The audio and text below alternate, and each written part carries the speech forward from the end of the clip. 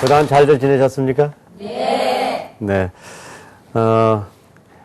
제가 지난번까지, 우리가 그 5차원 전면교육에 있어서 우리가 지력을 키우기 위한 그 중요한 방법 중에 하나가 이제 언어의 장벽을 깨는 문제가 있기 때문에 5차원 영어에 대한 얘기를 쭉 드렸습니다. 그동안에 제가 한 10회 이상을 강연했기 때문에 긴 시간이 됐는데요. 이번 주부터는 이제 새로운 주제를 갖고 여러분들에게 좀 말씀을 드리려고 합니다. 제가 이 그 5차원 전면교육을 강의한 이유 중에 하나는 뭐 교육에 대한 어떤 뭐 이론을 말씀드리려는 것이 아니라 우리가 단 한 번밖에 안 살아가는 우리 인생을 어떻게 성공적으로 승리하면서 살 수 있는가, 우리가 이제 그런 것들을 좀 나누기 위해서 이 강의를 시작했거든요. 근데 어떤 한 인간이 자신의 인생을 정말 승리시키기 위해서는요, 내가 내재적으로 갖고 있는 탤런트들, 소질과 능력을 최대한 발휘하는 게 굉장히 많이 중요해요. 하지만 말들은 다 그렇게 얘기하는데 과연 어떻게 내가 갖고 있는 소질과 능력을 최대한 발휘할 수 있는가, 이걸 물어보면은 구체적으로 아는 사람이 많지 않거든요. 그래서 제가 이번 시간들을 통해서 이제 그런 얘기를 쭉 해드리고 있는데요. 그래서 제가 이 5차원 전면교육을 통해서 한 인간이 자신의 능력을 최대한 발휘하기 위해서는 5가지의 우리 내적인 힘을 발전시켜야 된다고 말씀드렸어요. 제가 표를 보고 한번 우리가 복습을 한번 해보십시다. 여러분들 벌써 지금 20회 가까이 제가 이렇게 강연이 왔기 때문에 첫 시간에 했던 그 표를 제가 좀 보여드리려고 그래요. 한 인간이 자신의 능력을 최대한 발휘하기 위해서는 우리의 첫 번째 지적인 힘을 길러야 됩니다. 요즘 뭐 지식사회라 그러는데 지적인 힘이 없어가지고는 뭐 우리가 어떤 것도 할 수 없거든요. 하지만 아무리 지력이 중요하다 하더라도 우리의 마음이 약해가지고는 어떤 것도 할 수 없잖아요. 뭐 공부 잘하고 그래도요, 심 약해가지고 아무것도 못 이루는 사람들이 있어요. 마음의 힘을 키우는 방법을 배워야 돼요. 하지만 또 한 가지 중요한 게 있잖아요. 체력이 좋아야죠. 건강하지 않고 우리가 뭘 할 수 있겠어요. 실제로 제가 안타까운 게 이런 분들이 많이 있어요. 30, 40대 열심히 이제 노력을 해서 40대 돼서 살만하니까는 몸 버려지고, 우리 한국은 40대 남성들의 사망률이 제일 크다 그러거든요. 뭐 그래가지고 생명 잊어버리면 무슨 소용이 있겠어요. 그래서 우리가 체력을 가져야 되고요. 또 한 가지 중요한 것은 자기의 관리력을 길러야 돼요. 그러니까 인간은 자신을 잘 관리하는 것이 필요해요. 어떤 얘기에는요, 큰 성을 얻는 것보다는 자기의 자신을 관리하는 것이 더 어렵고 힘들고 그것이 중요한 얘기라고 얘기하고 있어요. 그래서 자신을 관리하는 능력. 마지막으로 바른 인간관계를 가져야 되잖아요. 인간은 혼자 살 수 있는 게 아니기 때문에 결국은 다른 사람과 바른 관계를 맺어야 돼요. 자식 간의 관계도 잘 가져야 돼요. 우리가 부모로서요, 뭐 아이들 낳았으니까 자식하고 잘 될 것 같지만 그렇지 않아요. 정말 자식을 잘 기르기가 어렵고요. 자식과 부모 간에 좀 거친 얘기냐, 원수처럼 지내는 사람이 얼마나 많아요. 이걸 우리가 고쳐야 된단 말이에요. 우리가 결혼해가지고요, 부부 간에 얼마나 잘 지내야 돼요. 그런데 원수처럼 지내는 경우가 있단 말이에요. 그래서 어떤 나 아닌 다른 사람과의 이런 관계를 잘 기를 수 있도록 이렇게 노력해야 되는데, 이런 5가지 능력을 길러야 되기 때문에 이 5차원 전면교육에서는 이 한 가지를 여태까지 쭉 교육시켜 왔어요. 그 중에 이제 오늘부터 한 10번 정도의 강의를 하려는 건요, 바로 이제 지력의 한 부분을 여러분들에게 좀 훈련하는 방법을 알려드리려고 합니다. 이제 과거와 달리요, 현대는 이 지력의 힘이 개인뿐만 아니라 국가의 운명을 좌우해요. 요즘 지식 기반 사회라는 얘기를 많이 하죠. 과거에는요, 공장 많이 짓고 회사 많으면은 그 나라가 최고로 큰 나라고 부자 나라고 선진국이었어요. 하지만 이제 그런 시대는 지났어요. 어떤 지적인 힘을 가졌느냐가 나라의 운명을 좌우하고 개인의 운명을 좌우한다고요. 그래서 뭐 학교에서 얼마나 열심히 공부시키려고 많이 노력해요. 하지만 잘 보세요. 학교에서 좋은 성적을 가졌다고 해서 꼭 인생을 성공합니까? 안 합니까? 안 해요. 왜 그러냐면요, 성적과 지적인 실력하고는 차이가 있을 수 있어요. 여러분들 영어 성적 높은데 영어 못하는 사람 봤습니까? 못 봤습니까? 많아요. 영어 성적 높아도요, 영어 성적만 놓지 외국 사람 만나서 영어 몇 마디 못하는 사람 실제로 있다고요. 그러니까 성적이 높아도 진짜 지적인 힘이 없을 경우가 있어요. 여러분들 역사 성적 높아도 역사 의식 없는 사람 있죠.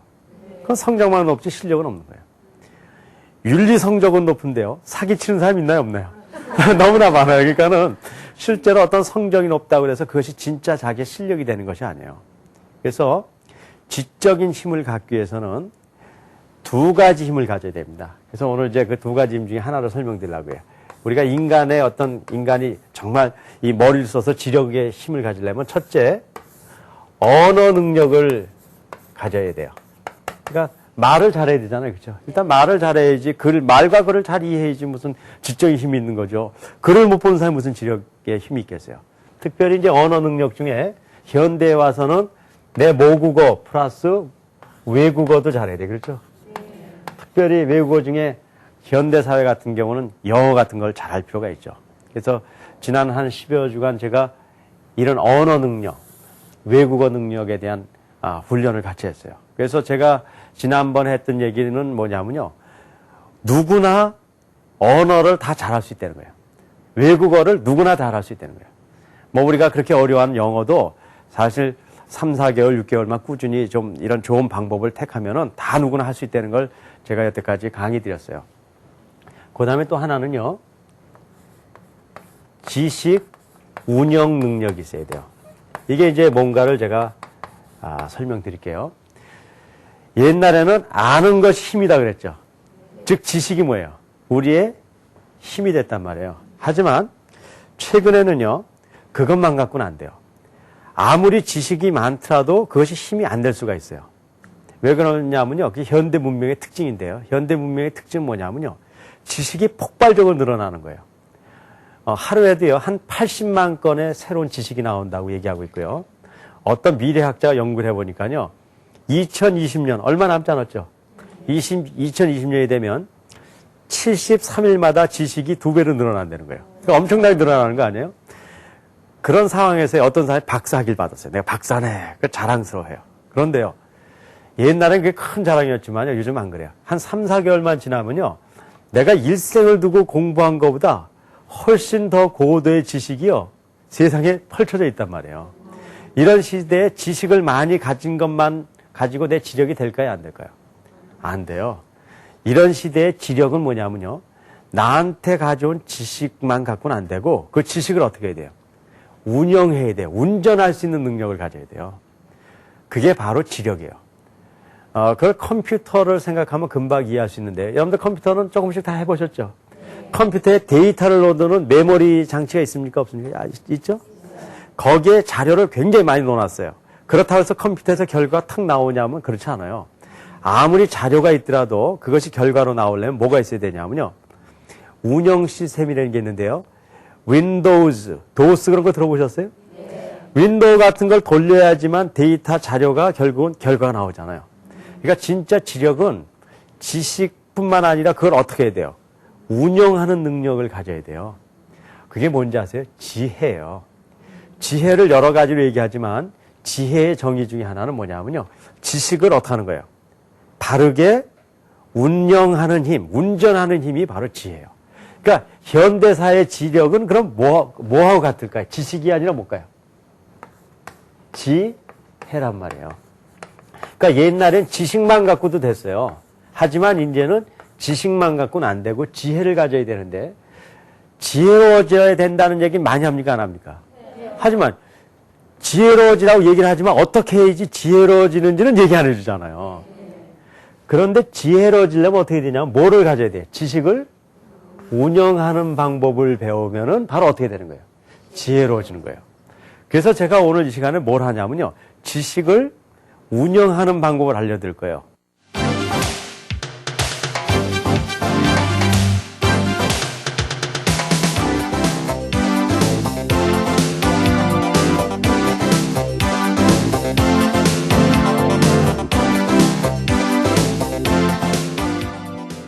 지식을 운영하는 방법은 첫 번째 지식을 내 머릿속에 어떻게 될까요? 입수를 해야 돼. 그렇죠?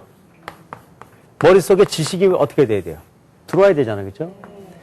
여태까지는 이것이 공부였어요. 그렇죠? 이것이 거의 공부의 대다수였잖아요. 그러니까 학교에서 공부 안 되는 건 지식을 어떻게 하는 거예요? 머릿속에 계속 담아두는 거란 말이에요. 그런데 진짜 지식을 우리가 잘 잘 쓰는 방법은요, 입수하는 것만 갖고는 안 돼요. 이걸 어떻게 해야 되냐면요, 내 머릿속에서 고도화 시켜야 돼요. 이건 무슨 얘기냐면요, 전화번호부를 100개를 머릿속에 입수를 했어요. 그러면 어느 정도 지력이 있는 거 아니에요? 그렇죠? 입수가 됐어요. 하지만 이걸 그냥 놔두면 그냥 100개로 끝나요. 근데 어느 날은 어떠냐? 고도화를 할 수가 있어요. 어떠냐면요, 요 전화번호 100개를 김씨면 김씨, 이씨면 이씨, 최씨면 최씨 이렇게 나눴어요. 똑같이 100개예요. 이건 그냥 쭉 100개예요. 그럼 같은 100개지만 어떤 것이 더 고도화됐고 가치가 있는 걸까요? 이게 가치가 됐다는 거 알겠죠? 더 고도화됐죠? 이게 왜 그런지 아세요? 이 자료들을 다시 재배열시켰잖아요. 그렇죠? 순서를 바꿨잖아요.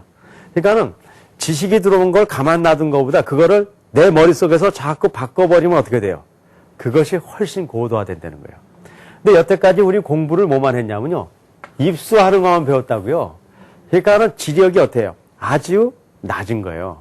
하지만 뭘 또 배워야 돼요? 이거를 재배열하는 걸 배우면 지력이 어떻게 돼요? 뛰어나게 올라간단 말이에요. 하지만 이것만 갖고는 안 돼요. 또 한 단계가 필요한데, 이건 뭐냐면요, 이렇게 고도화된 걸 밖으로 표출, 나타낼 수 있어야 돼요. 여러분들 요즘은요, 어떻게 보면 홍보 시대고 광고 시대라는 거 알 수 있잖아요. 아무리 좋은 상품을 만들었더라도 그걸 남에게 잘 설명할 수 없으면 그것이 팔릴까요, 안 팔릴까요? 절대 안 팔려요. 그럼 이건 물건을 팔 때뿐만 아니라 한 인간이라든가 한 집단이라든가 국가가 자신이 갖고 있는 지식을 잘 나타내는 것이야말로 정말 지력의 뭐예요? 힘이란 말이에요. 그러니까는 지력을 갖는다는 것은요, 학교에서 공부해서 성적 올리는 것만 갖고는 안 돼요. 바로 지식을 입수하고, 그게 학교에서 하는 지금 기본적인 거예요. 그걸 내 머릿속에서 어떻게 해요? 고도화하고, 그걸 어떻게 할 수 있어야죠? 표출해야 된단 말이에요. 그래서 그렇게 하는 것이 세 가지, 여기 표에서 보시는 대로 정보를 입수하고, 정보를 심화해서 고도화시키고, 그 다음에 어떻게 하는 겁니까? 표출하는 이 세 가지 단계가 있는데, 이거를 입수해서 고도화하고 표출해라 그런다고 그래서 그게 됩니까? 안 되잖아요. 어떻게 하는 걸 배워야 되잖아요. 그래서 제가 이거를 9개 단계로 나눠서 이렇게 할 수 있는 방법을 만들어냈어요. 제가 이거를 학문의 9단계라고 얘기하고, 학생들한테는 학습, 공부하는 학습의 9단계라고 얘기하고, 또 기업인이라든가 그런 분들에게는 정보 처리의 9단계라고 얘기하는 거예요. 첫 단계는 뭐냐면요, 빨리 읽고 빨리 이해하는 거예요. 그럼 좋겠잖아요. 책을 보는데 빨리 읽었는데 또 어떻게 돼요? 빨리 이해가 돼요. 그러면은 얼마나 좋겠어요. 근데 실제로 그게 가능해요. 제가 이제 오늘 첫 시간에 설명드릴 건데, 속해독서법이라는 걸 배우면은 여러분들이 2배 이상 책을 빨리 이해할 수 있는 방법을 이 자리에서 배울 수 있어요. 그것이 사실이라고 그러면요, 국민학교 6년 때, 중고등학교 6년의 공부를 몇 년에 맞출 수 있어요? 2배를 늘리면. 이론적으로 3년이면 맞출 수 있어요. 그보다 더 중요한 건 6년 동안에 6년어치 지식이 아니라 2배를 늘리면 몇 년치 지식을 배울 수 있어요? 12년치 지식을 배울 수 있단 말이에요. 그런 사람이 지혜로운 사람이죠. 그래서 정보 처리, 이런 능력, 이런 단계적으로 발전시키면 지혜로운 사람이 되고 지력을 가진 사람이 된다는 거예요. 두 번째는 아무리 빨리 읽고 빨리 이해하더라도 그것이 정확하지 않으면 어떻게 돼요? 아무 소용없잖아요. 그게 다 틀린 거면 어떻게 돼요? 그게 쓰레기가 된단 말이에요. 그래서 그거를 정확하게 이해하는 그런 글 분석법. 그 다음에요, 여러분들 말을 할 때는요, 꼭 사실만 얘기하는 것이 아니라 내 마음속에 있는 정서, 감정을 얘기하죠. 엄마가요, 아이가 막 속썩해. 화나면 이런 얘기 해요, 안 해요? 내 녀석아 집에 나가버려. 그런 얘기 하는 부모 있습니까? 없습니까? 있죠? 그런데 그 아이가 진짜 나가버렸어요. 그러면 문제가 있는 거 아니에요? 그거는요, 사실적으로 보면 나가려는 거지만 정서적으로 보면 나가려는 게 아니에요. 감정적으로는 너 좀 잘해봐라 하는 거예요. 근데 아이가 너 나가버려. 그런 거를 잘못 알아듣고 나가버리면 큰일 나잖아요. 그 이유가 뭐냐? 모든 말과 정보는 사실이 있고 거기에 뭐가 있다고요? 감정과 정서가 있는데 그걸 구분해서 알 수 있는 능력이 있어요. 이건 굉장히 중요한 지력이에요. 그거를 공부하는 법이 글 감상법이에요. 그 다음에 이제 심화하는 방법은 아까 얘기한 대로요. 공부한 것을, 지식을 머릿속에 넣은 다음에 그걸 어떻게 해야 된다고 했어요? 배열을 해야 된다고 그랬잖아요.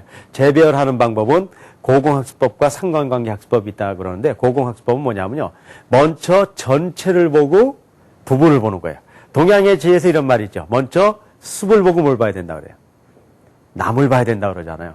그런데 우리 요즘 공부하는 거 보면 뭐부터 봐요? 그저 나무만 본단 말이에요. 문제만 풀어요. 그래서 전체가 어떻게 되는지 몰라요.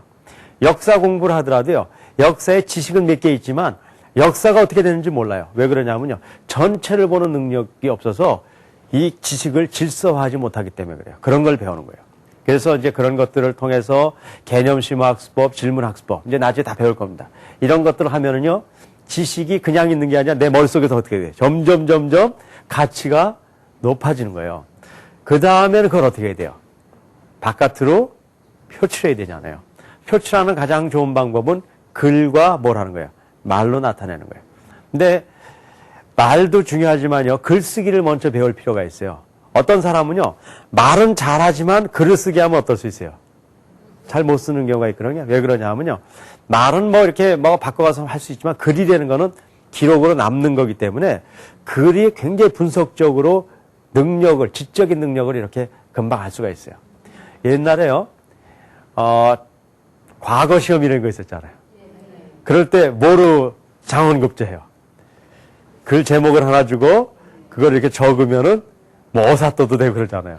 근데 여러분들 글 잘 쓰는 게 정말 그런 아주 중요한 일을 할 수 있는 인재를 뽑는 방법이 될까? 돼요. 그때는 문학적인 소실을 보는 게 아니에요. 얼마나 말을 잘 쓰냐가 아니라 그를 통해서 그 사람이 갖고 있는 판단력, 그 사람이 갖고 있는 분석력, 종합적인 힘을 할 수 있거든요.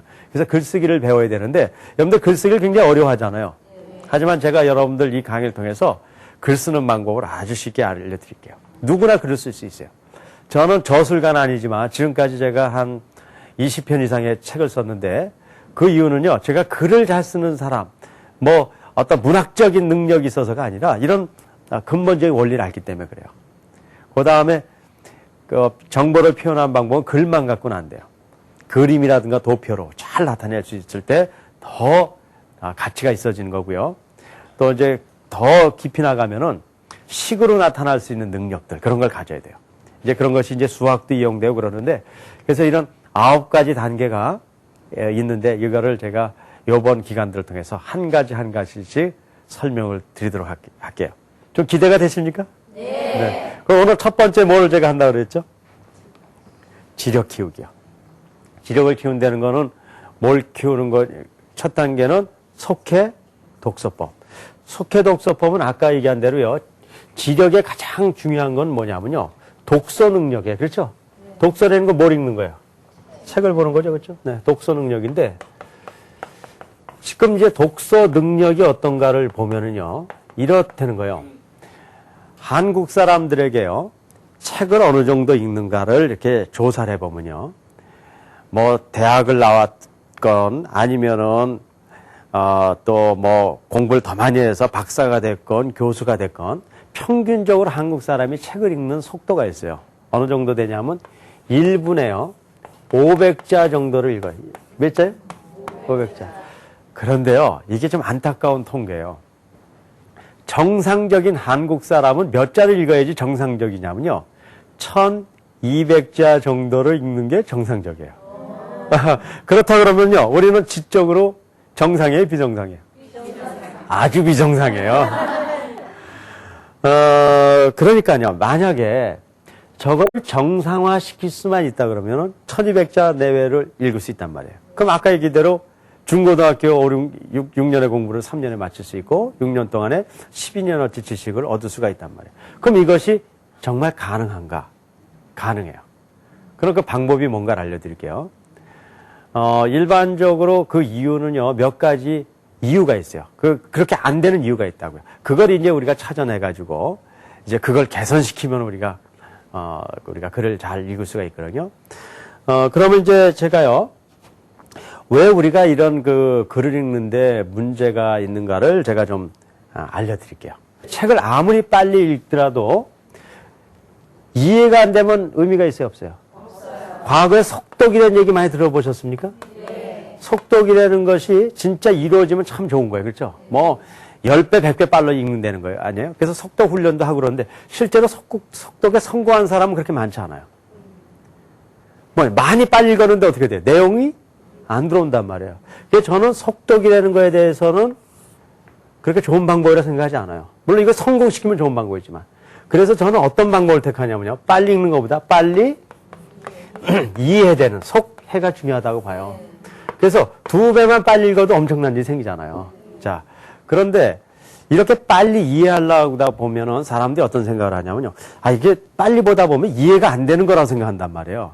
그런데 그렇지 않다는 거예요. 이해력은 빨리 볼수록 사실 이해력은 더 빨라져요. 이상하죠? 제가 예를 들어볼게요. 제가 천천히 얘기해 볼게요. 그게 이해가 잘 되는지 빨리 얘기하는 게 이해가 잘 되는지 한번 보세요. 이게 글이나 말이나 마찬가지예요. 한번 한 5초간 얘기해 볼게요. 천천히. 나는 어저께 집에 가서 친구와 5초가 지났네. 제가 뭐 얘기하려고 그래요? 잘 모르겠죠?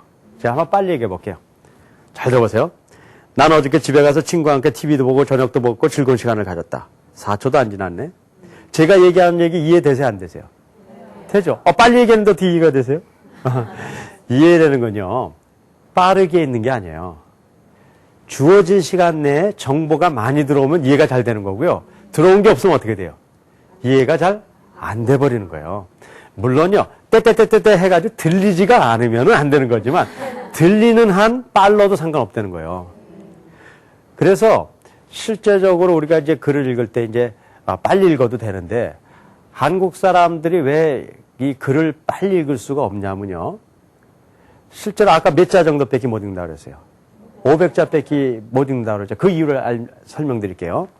제가 이걸 한번 읽겠습니다. 학자들이 이론적 견해에 따르면 한국어의 경우 일반적으로 한 번 시선을 던져 파악할 수 있는 글자 수는 4 내지 5글자라고 한다. 그리고 우리의 두뇌가 그 글자의 내용을 파악하고 이해하는데 평균적으로 0.2 내지 0.25초 정도가 걸린다고 한다. 제가 이렇게 막 빨리 읽었잖아요.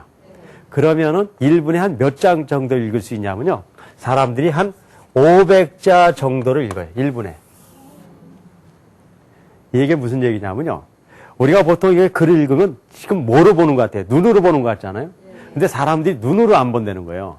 처음에 글을 읽을 때 어떻게 읽었어요? 소리를 내서 읽었죠? 그래서 눈으로 보면서도 어떻게 읽는 거예요, 사실은요? 속으로 소리만 안 내지 읽고 있단 말이에요.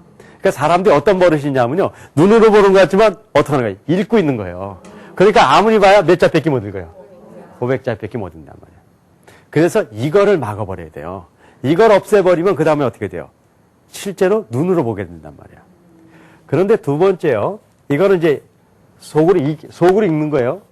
읽고 있기 때문에 문제가 있고요, 속으로. 두 번째는요. 빨리 볼래도 뭐가 문제가 있냐? 눈이 안 따라가는 사람들이 있어요.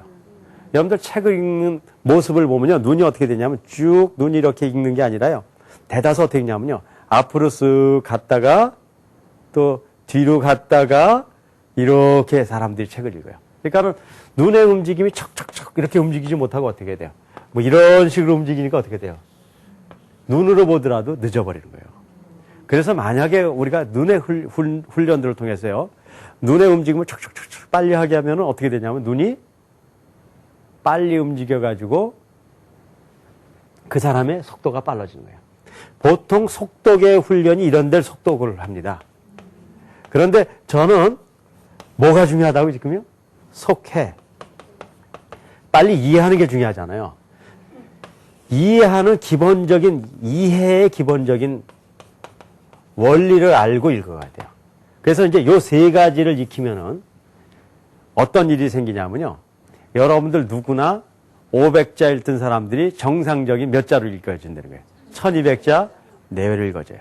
물론 훈련을 많이 한 애들은 또 어른들도 마찬가지고 3배, 4배 넣는 사람이 많아요. 뭐 1800자, 2000자, 뭐 2500자. 뭐 많이 간 애들은 뭐 7000자까지 읽는데 일단 그런 거 다 버리고 몇 자만요. 그냥 평균적인 1200자만 읽어도 아주 큰 변화가 오는 거죠. 그럼 그렇게 하는 방법을 저하고 지금 실험을 해봐가지고 정말 이것이 이루어질 수 있는가 저하고 한번 보시자고요. 이것이 속해 훈련을 하기 위해서는요. 2가지 훈련을 합니다. 하나는 눈 운동하고요. 두 번째는 이해 폭 늘리기 훈련이에요. 속해를 하려면 이해력을 늘려야 되잖아요. 그렇죠? 이해 폭을 늘리는 훈련을 하는 겁니다. 첫 번에 안구 훈련을 좀 알려드릴게요. 안구 훈련을 알려드리고 이제 눈 운동하는 법을 알려드리고 하나는 이해 폭을 늘리는 훈련을 제가 두 가지 알려드리고 정말 우리가 독서가 가능한가 보자고요. 자, 여기 안구 훈련표가 있는데요. 이게 글자라고 생각하면 돼요. 그 책을 볼 때 우리가 어떻게 봐야 되냐면 책을 이렇게 쭉 이렇게 해서 봐야 되는데 어떤 식으로 본다고요? 보다가 잠깐 멈췄다 이렇게 보잖아요. 그렇죠? 그래서 이 안구 훈련표는요. 이 표를 놓고 책을 보듯이 눈을 여기서부터 움직여서 척척척 이렇게 봐가는 거예요. 그러면 한 번 요 줄 보고 쭉 보고 나서 그러면 한 페이지를 본 겁니다. 그 다음에 또 올려서 봐요. 이렇게 봐요. 그러면 1분 동안에 한국 사람들이 몇 번 정도를 보는가를 제가 검토해 봤더니 한 5번 내지 6번을 봐요. 이렇게 쭉 보고 또 올라서 보고 그렇죠? 그만큼의 눈의 속도예요. 그런데 정상적인 사람은 한 몇 번 정도 볼 수 있냐면 12 내지 13회 정도 볼 수가 있어요. 그래서 하루에 한 5분 정도, 뭐 5분도 안 가요. 어떻든 3분 정도만 훈련을 해도 한 달 내지 2달 지나면은 뭐 또 조금 가서 한 3달 정도 지나면요. 5, 6회 보던 사람이 몇 번을 보냐면요. 정상적이 되는 게 대단한 게 아니라 12회 정도를 봐요. 그러면 눈의 속도가 몇 배 이상 빨라집니까? 일단 2배 이상 빨라져요. 그러니까 그거 하나만 갖고 일단 속도가 몇 배가 느는 거예요. 일단 2배가 늘어요. 일단 기본적으로 이런 훈련이에요. 근데 이제 요거는 뭐 아주 뭐 기본적인 훈련이니까 이거는 속해 훈련이 아니라 속해를 하기 위한 기본 훈련인데 기본 훈련만 해도 일단은 몇 배가 느냐면 2배가 는다고요. 지금 하려는 건 이렇게 2배가 는 사람이 이제 늘어가는 사람이 어떻게 하면은 진짜로 자신의 이해력을 2배 이상을 늘릴 수 있는가 이걸 배우는 게 이제 오늘 배우는 중요한 원리입니다. 제가 3번의 글을 읽을 테니까요. 어떤 게 가장 여러분들과 잘 이해되는가를 저한테 얘기해 주세요. 첫 번째는 한자 한자씩 또박또박 읽겠습니다. 잘 들어보세요. 학자들의 이론적 견해에 따르면 한국어의 경우 일반적으로 한 번 시선을 던져 파악할 수 있는 글자 수는 제가 한자 한자 어떻게 했어요? 아주 정확하게 읽었어요. 두 번째는 제가 단어로 읽어볼게요. 잘 들어보세요. 학자들의 이론적 견해에 따르면 한국어의 경우 일반적으로 한 번 시선을 던져 파악할 수 있는 글자 수는 뭐로 했어요? 한 단어씩 했어요. 그러니까 좀 빨리 했습니다. 이번엔 더 빨리 읽어볼게요. 학자들의 일반적인 견해에 따르면 한국어의 경우 일반적으로 한 번 시선을 던져 파악할 수 있는 글자 수는 세 번째는 묶어서 굉장히 빨리 읽었어요. 3번을 읽었을 때 어떤 게 제일 잘 이해되시나요? 신기하잖아요? 이게 무슨 얘기냐면요. 여태까지 우리가 글을 읽을 때 한자 한자 또박또박 생각하면서 읽는 게 이해가 잘 될 거라 생각하잖아요. 그런데 실제로요. 막 묶어서 그냥 빨리빨리 읽어버린 게 어때요? 실제적으로 이해가 훨씬 더 잘 된다는 거예요. 이게 바로 속해법의 가장 중요한 원리예요. 이건 뭐냐면요. 정보공학적으로 봤을 때 정보는 어떻게 들어오냐면요. 지금 정보에 대한 얘기를 하잖아요. 정보는 덩어리로 들어온다는 거예요. 정보는 어떻게 들어온다고요? 덩어리로 들어온다는 거예요. 그래서 덩어리로 들어오기 때문에 이거를 하나의 묶음으로 머릿속에 집어넣어야지 이해가 잘 되죠. 이거를 만약에 우리가 분해를 시켜주잖아요. 그럼 더 잘 안 들어온다는 거예요. 제가 영어 단어 중에요. 굉장히 복잡한 단어 하나 쓸게. responsibility. 책임감이라는 뜻이에요. 아시죠? 이걸 처음에 배울 때는요. 이게 눈에 한꺼번에 안 들어오죠. 어떻게 하냐면요. responsibility 이렇게 해가지고 한자 한자를 연습을 해요. 그러다 보면 나중에 이것이 어떻게 들어와요? 한 덩어리로 들어오죠. 그럼 이걸 탁 봤을 때 responsibility, 책임감이다 이렇게 한단 말이에요. 그런데 어느 날이요. 야, 이거 의심스러워. 이게 진짜인가 해가지고 이걸 다시 쪼개는 거예요. responsibility 이렇게 읽으면 이해가 더 될까요? 안 될까요? 안 된단 말이에요. 복잡한 것 같지만 한 덩어리로 된 게 훨씬 더 이해가 잘 된다는 거예요. 그렇기 때문에 여기서 이제 중요한 원리를 알려드릴게요. 글을 읽을 때 여태까지는 어떻게 읽었냐면요. 학자들의 이론적 견해에 따르면 항구의 경우 일반적으로 한번 시선을 던져 파악할 수 있는, 이렇게 공부해 왔잖아요. 이렇게 공부하면 이해력이 나쁘다는 거예요. 이해력이 좋아지는 방법은 이렇게 하는 것이 아니라요. 사선치기라는 걸 해야 돼요. 제가 이거로 사선을 친다고 봅시다. 학자들의 이론적 견해에 따르면 이렇게 연필로 쫙 사선을 치는 거예요. 요거 한 덩어리로 보는 게 더 이해가 잘 된다는 거예요. 그렇죠? 학자들의 이론적 견해에 따르면 사선 치고, 한국어의 경우 사선 치고, 일반적으로 사선 치고, 한 번 시선을 던져 사선 치고, 파악할 수 있는 글자 수는 사선 치고, 내지 5글자라고 한다. 이거 사선 친다는 거예요. 그러니까 글을 읽을 때 그냥 쭉 읽어가는 거하고 내가 이해할 수 있는 부분, 이걸 영어로 뭐라고 하냐면요. 센스 그룹이라고 그래요. 영어로 뭐라고 한다고요? 센스 그룹. 센스 그룹으로 끊어서 읽으면은 그것이 이해력을 훨씬 빠르게 하는데 그것이 속도도 느릴까요? 더 빠를까요? 빠르단 말이에요. 이게 중요한 거예요. 그러니까는 일반적 속도법은요. 글을 빨리 읽으면서 이해력을 늘려보려고 그러는 건데 우리는 그게 아니라 뭘 하는 거예요? 속도는 신경 쓰지 마세요. 뭘 하냐면요.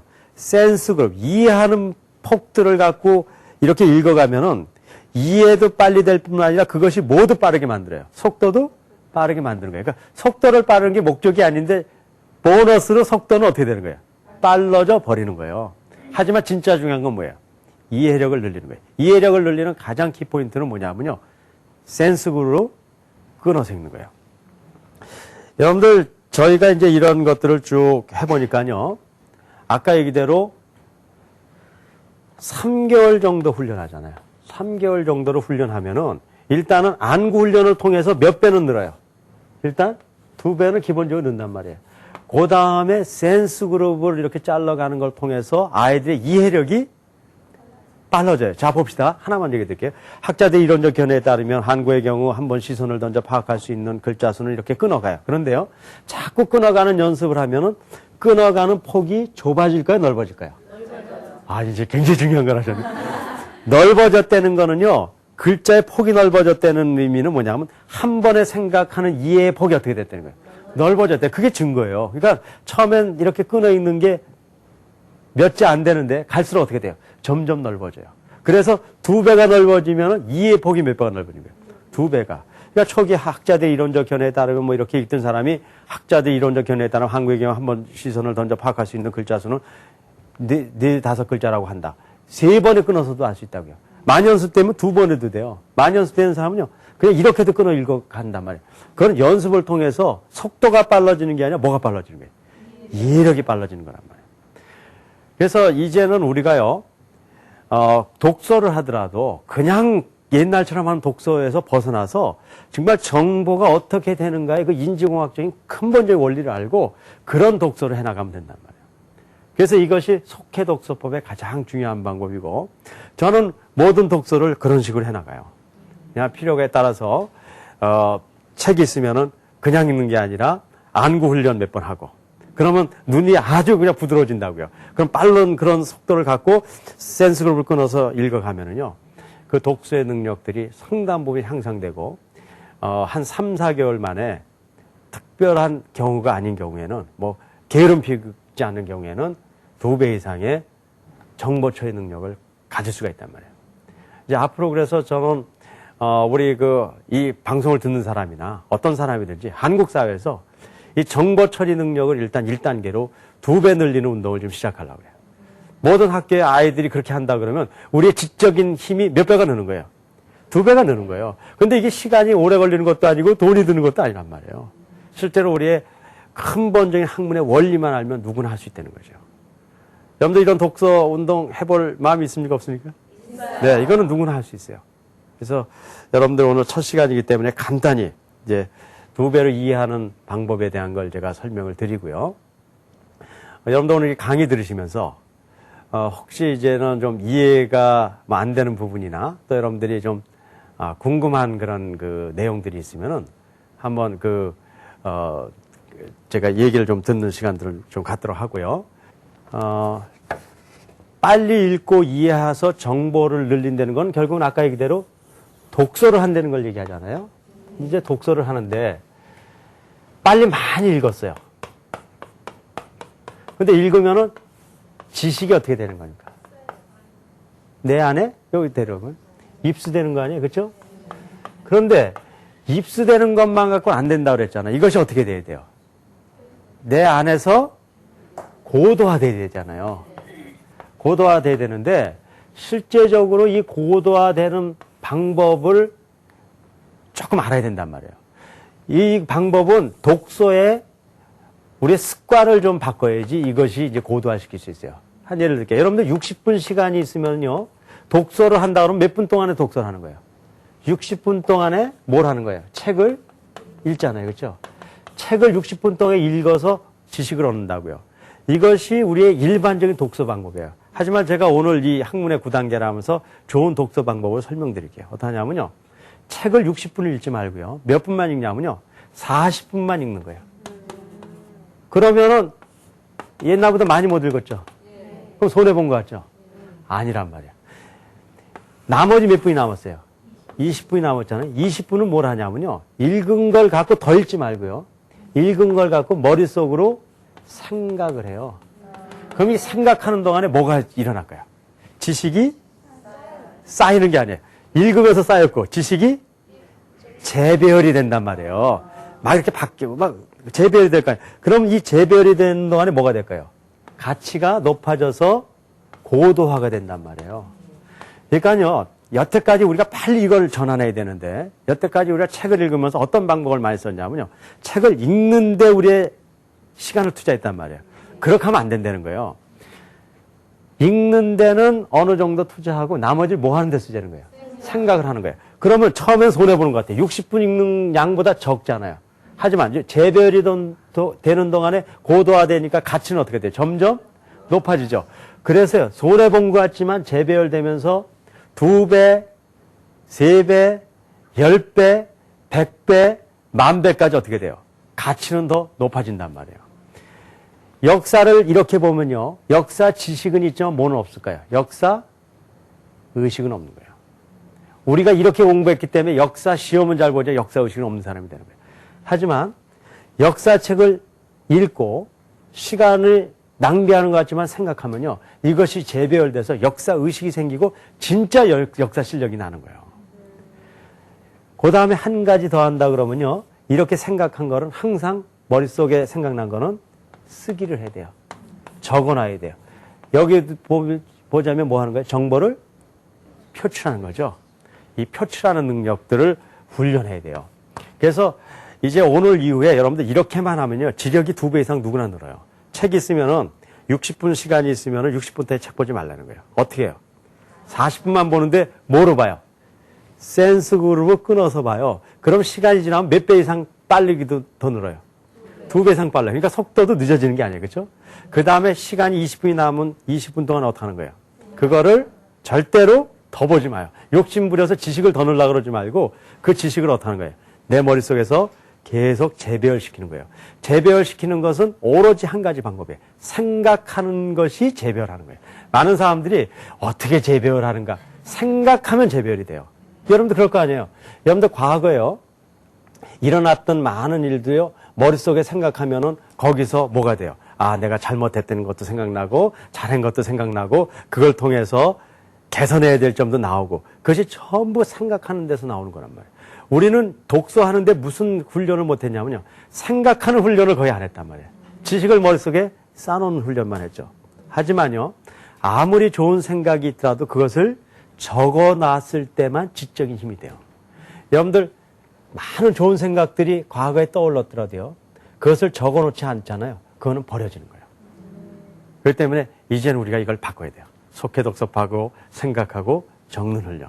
그런 독서의 운동을 바꿨을 때 저는 우리 모두가 지적인 힘이 2배, 3배 다 는다는 거에 대해서 제가 확신하고 있어요. 여러분들 한번 그런 운동을 같이 한번 시작해 봅시다. 네, 그럼 여러분들 잘 들으셨죠? 네. 혹시 질문이 있으신 분이 있으면 제가 좀 들어봤으면 좋겠어요. 질문 있으시면 해주시죠. 저희 고등학교 다니는 딸이 있는데 속해 독서법으로도 우리 아이도 학습 능력을 향상시킬 수 있는지 궁금합니다. 네.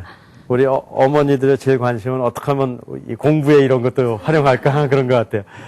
근데 뭐 너무나 중요한 얘기죠. 그렇죠? 우리가 지력을 키운다는 것은 가장 중요한 시기가 학교 다닐 때 아니겠습니까? 근데 이런 방법은요, 학교에 아이들이 공부하는데 가장 직접적으로 쓸 수 있는 방법이에요. 한 예를 제가 들어서 여러분들에게 설명 좀 드리겠습니다. 여러분들 중학교 2학년 도덕책 아시죠? 도덕인가 뭐 그런 책이 있어요. 그죠? 도덕책을 제가 보니까요, 약 270쪽 정도가 돼 있어요. 그런데 한쪽에 한 500자 정도의 글이 이렇게 들어있어요. 그럼 일반적으로 속해 훈련을 안 받은 아이들이요, 이 책을 한 권을 다 읽는데 270분이니까 4시간 한 20분 정도 걸려서 이 책을 다 읽을 수 있잖아요. 그죠? 4시간 반. 한 4시간 반 정도, 그죠? 그런데 4시간 반 동안에 읽기가 쉽진 않겠죠. 뭐 지겹고 그러니까요. 그래서 열심히 봐요. 열심히 보긴 보는데 4시간 반 동안 다 보더라도 내용이 많이 이해될까요? 안 될까요? 그렇게 이해되진 않을 거란 말이에요. 그죠? 그런데요, 속해 훈련을 해서 1000자 정도가 됐다고 보고 한 1500자, 두 경우가 다 가능해요. 조금만 훈련하면요. 이렇게 됐을 때 어떤 일이 생기는가 보자고요. 만약에 열심히 해서 1500자 정도 돼서 3배가 늘었다 그러면요, 요 책을 읽는데 몇 분 정도 걸리는 거예요? 약 90분 정도 걸린단 말이에요. 만약에 뭐 1000자 늘었다면 2배니까 한 2시간 뭐 한 15분 정도 내지 20분 정도 걸리지 않겠어요? 자, 그런데요, 1000자 늘었다 그러면 어떤 얘기냐면요, 주말에 이 아이가 도덕책을 다 꺼내놓고요, 앞부터 쭉 보면은 한 2시간만 지나면은 책을 어떻게 되면 한 권을 다 봤다는 거예요. 다 봤는데요, 속해 능력이 늘어났으니까 이해는 아까보다 더 많이 될까요? 덜 될까요? 한 2배 이상 더 이해가 될 거 아니에요. 조금밖에 안 봤는데. 만약에 1500자 된 아이는요, 토요일 날 1시쯤 이 책을 읽기 시작하면 2시 반이면 끝난다는 얘기예요. 하지만 벌써 책은 다 읽었는데 이해는 아까보다 더 많이 됐겠죠. 3배 이상 됐을 거 아니에요. 그러니까 어떤 일이 생기냐면요, 속해 능력이 생겨서 독서를 잘 할 수 있는 능력만 생기면 어떤 일이 생기냐면 이런 거예요. 집에서 아이들이 교과서를 주말에 앉아서 한 2시간이면 책을 다 보고 어느 정도는 이해한다는 거예요. 그건 굉장히 중요한 능력입니다. 그 아이가 조금 더 관심이 있어서 오후에 그렇게 했다가 저녁 먹고 한 7시부터 보면 또 몇 시면 끝나요. 한 8시 반이면은 책 한 권을 더 보고 다 이해할 수 있어요. 만약에 그런 독서 능력을 가진 아이가 공부를 못하는 게 가능할까요? 이런 독서 능력을 가진 아이가 공부를 못한다는 건 현실적으로 불가능해요. 저는 여러분들 제가 갖고 있는 여러 가지 일 중에 하나가 제가 고등학교 교장이라는 거 알고 있잖아요. 네. 제가 저 동두천이라는 곳에 동천 고등학교 제가 교장을 하는데요. 요번에 고3 아이들을 이 훈련을 시켰어요. 6개월 훈련하고 나서요, 어떤 아이들이 생겼냐면요, 상업 시간에 이 훈련을 좀 시켰어요. 다른 시간에 훈련하기가 좀 시간이 어렵잖아요. 그래서 상업 시간에 훈련을 시켰는데 6개월 하고 나서 각 반마다요, 상업에서 이 독서 훈련을 한 거예요. 그렇죠? 그러니까 상업책을 갖고도 독서 훈련할 수 있잖아요. 그런데 그게 상업 공부에만 도움이 되는 거 아니라는 거 알죠? 그게 다른 데 영향을 미쳤어요. 어디에 가장 큰 영향을 미칠까요? 수능 시험 같은데 어디에 영향을 미칠까요? 언어 영역. 언어 영역이요, 70점 정도 평균 하던 애들이 100점 이상 넘은 애들이 각 반에 한두 명씩 나오는 거예요. 왜 그런 일이 생긴지 아십니까? 속해 능력이 2배가 일어나니까요. 과거 이런 거예요. 옛날에는 시험을 땡 끝났는데 아직 문제를 못 풀어서 열몇 문제 찍어서 풀던 아이들이요, 시험을 다 봤는데도 시계를 보니까 아직 시간이 20-30분 남게 되는 거예요. 바로 속해 능력이 그런 거란 말이에요. 그러니까 기본적으로 공부를 잘한다는 건요, 학교에서 문제를 잘 푸는 것만 갖고는 안 돼요. 진짜 능력은 어떤 게 진짜 공부 잘하는 능력이에요? 독서 능력. 그러니까 독서를 어떻게 하는가 하는 능력이 진짜 그들이 갖고 있는 지적인 능력이란 말이에요. 그래서 학교에서도 공부하는 아이들에게 열심히 공부를 가르치는 것 중요해요. 하지만 그거 앞서서 뭘 가르치는 게 더 중요할까요? 독서 능력. 근데 그 독서 능력이 단순히 빨리 읽는 게 아니라 어떻게 하는 거예요? 이해하는 능력을 길러주는 게 이제 가장 중요하다고 봅니다. 제가 이제는 그 학생들한테도 이렇게 말씀을 드렸지만요, 사실 이런 것이 학생들에게만 독서 능력이 필요한 거 아니라는 거 아시죠? 네. 여러분들 같은 주부들도요, 이 지적인 사회에 독서 능력을 가져야 됩니까? 안 가져야 됩니까? 정말 가져야 돼요. 우리가 책을 많이 읽고요. 그 책을 잘 이해하고 그것을 내면화해서 어떻게 해야 돼요? 그렇죠. 내면화해서 더 고도화하고 그걸 어떻게 해야 돼요? 외부적으로 표출해야 돼요. 아니, 그거야말로 정말 중요한 능력이에요. 난 그래서요, 우리 한국 사회에서 이 지식 기반 사회에 우리가 산다고들 얘기하는데 말로만 그렇게 하는 것이 아니라 우리 국민들이 어떤 능력을 가져야 돼요? 그 지식 기반 사회에서 지식을 고도화시키고 발전시킬 능력이요. 우리 주부로부터 시작해서 우리 학생들, 또 우리 직장인들 모두가 갖는 운동을 지금부터 시작해야 된단 말이에요. 우리나라가 사는 방법이요. 무슨 뭐 인터넷 깔고 무슨 뭐 여러 가지 기반을 까는 거 중요하지만 일단은 지식 기반 사회에 되는 건 인간이 갖고 있는 뭐를 변화시키는 거예요. 지적인 능력을 변화시키는 것이 첫 번째 우리의 중요한 요소가 된다고요. 그래서 이번 기회를 통해서 우리의 지적을 다 키우는 그런 계기가 되길 바라면서 오늘 첫 강의를 마치겠습니다. 여러분들 수고 많으셨습니다. 감사합니다.